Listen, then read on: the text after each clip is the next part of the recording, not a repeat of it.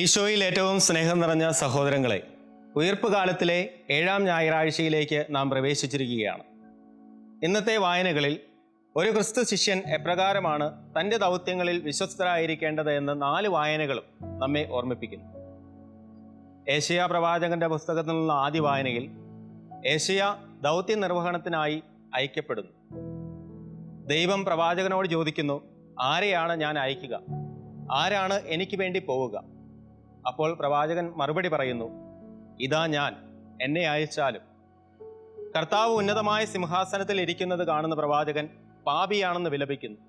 എന്നാൽ തൻ്റെ തെരഞ്ഞെടുക്കപ്പെട്ട ദാസനെ ബലിപീഠത്തിൽ നിന്നുള്ള തീക്കനൽ കൊണ്ട് മാലിന്യ വിമുക്തനാക്കി ദൗത്യത്തിനായി അയക്കുന്ന ദൈവത്തെയാണ് നാം വായനയിൽ കാണുന്നത്. 2-ാം വായന അപ്പസ്തോല പ്രവർത്തനങ്ങളുടെ പുസ്തകം 1-ാം അധ്യായം 15 മുതൽ 26 വരെയുള്ള വാക്യങ്ങളാണ്. യൂദാസിന് പകരമായി കർത്താവിൻ്റെ അപ്പസ്തോലനാകാൻ അവിടുത്തെ ദൗത്യ നിർവഹണത്തിന് മത്തിയാസിനെ തിരഞ്ഞെടുക്കുന്ന ഭാഗമാണ് നാം വായിച്ചു കേൾക്കുന്നത്. പരിശുദ്ധാത്മാവിൻ്റെ പ്രേരണയാൽ മറ്റ് ശിഷ്യന്മാർ ഒരുമിച്ച് ചേർന്ന് ദൈവസാന്നിധ്യം അപേക്ഷിച്ചുകൊണ്ട് പുതിയ ശിഷ്യനെ തിരഞ്ഞെടുക്കുന്നു. ഓരോ വ്യക്തിയുടെയും വിളി അവൻ്റെ തിരഞ്ഞെടുപ്പല്ല, പക്ഷെയോ ദൈവത്തിൻ്റെ തിരഞ്ഞെടുപ്പാണ്. ആ ദൗത്യം നിർവഹിക്കാൻ കർത്താവ് ഓരോരുത്തരെയും പ്രത്യേകമായി വിളിക്കുന്നു. ഈ വലിയ സന്ദേശമാണ് 2-ാം വായന നമുക്ക് നൽകുക. വിശുദ്ധ പൗലോസ്ലീഹ ഫിലിപ്പിയർക്ക് എഴുതിയ ലേഖനം 2-ാം അധ്യായം 1 മുതൽ 11 വരെയുള്ള വാക്യങ്ങളിൽ കർത്താവിൻ്റെ ശിഷ്യൻ സുവിശേഷ നിർവഹണത്തിന് എങ്ങനെയാകണം എന്ന് പൗലോസ്ലീഹ നമ്മെ ഓർമ്മിപ്പിക്കുന്നു. അദ്ദേഹം പറയുന്നു, ഒരേ സ്നേഹത്തിൽ വർത്തിക്കുക, ഒരേ ആത്മാവും ഒരേ അഭിപ്രായവും ഉള്ളവരായിരിക്കുക. കർത്താവിന് ഉണ്ടായിരുന്ന മനോഭാവം നിങ്ങൾക്കും ഉണ്ടാകണം. ആ മനോഭാവം എങ്ങനെയാണ്? അത് സ്വന്തം കാര്യം മാത്രം നോക്കിയാൽ പോരാ, മറ്റുള്ളവരെയും പരിഗണിക്കണം. ഈശോയുടെ ജീവിതത്തിൽ ഉണ്ടായിരുന്ന ഉദാഹരണവും വിശുദ്ധ പൗലോസ്ലീഹ ഇവിടെ എടുത്തു പറയുന്നുണ്ട്. അവൻ സ്വയം ശൂന്യനാക്കി ദാസനായി തീർന്നു. സ്വയം ശൂന്യനാക്കാനും ദാസനാകാനുമുള്ള വലിയ മാതൃക ഓരോ ക്രിസ്തു ശിഷ്യനും തൻ്റെ ദൗത്യത്തിൽ ഉറപ്പായും കൂടെ കൊണ്ട് നടക്കണം. ഞാൻ വന്നത് ശുശ്രൂഷിക്കപ്പെടാനല്ല, ശുശ്രൂഷിക്കാനും അനേകർക്ക് മോചനദ്രവ്യമായി സ്വജീവൻ കൊടുക്കാനും അത്രേ എന്നുള്ള കർത്താവിൻ്റെ വചനം ഇവിടെ അനുസ്മരിക്കുക.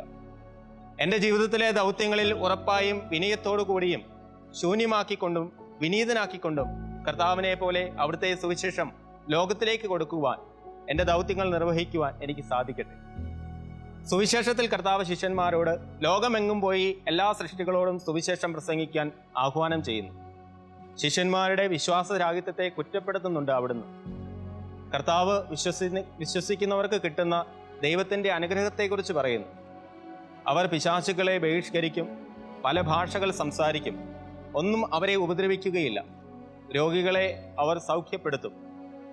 നിർദ്ദേശമനുസരിച്ച് പ്രവർത്തിച്ച ശിഷ്യന്മാർ അത്ഭുതങ്ങൾ പ്രവർത്തിക്കുന്നു. അവരുടെ കൂടെ ദൈവം പ്രവർത്തിച്ചുകൊണ്ടിരിക്കുന്നു. ഈശോയിൽ ഏറ്റവും സ്നേഹം നിറഞ്ഞവരെ, പഴയ നിയമ പ്രവാചകന്മാർ, അപ്പസ്തോലന്മാർ, ക്രിസ്തു ശിഷ്യനായ നാം ഓരോരുത്തരും ദൈവത്തിൻ്റെ ദൗത്യത്തിൽ പങ്കുകാരാകുമ്പോൾ ദൈവസാന്നിധ്യം നമ്മുടെ ഇടയിലുണ്ടാകും. സുവിശേഷം പ്രസംഗിക്കപ്പെടും.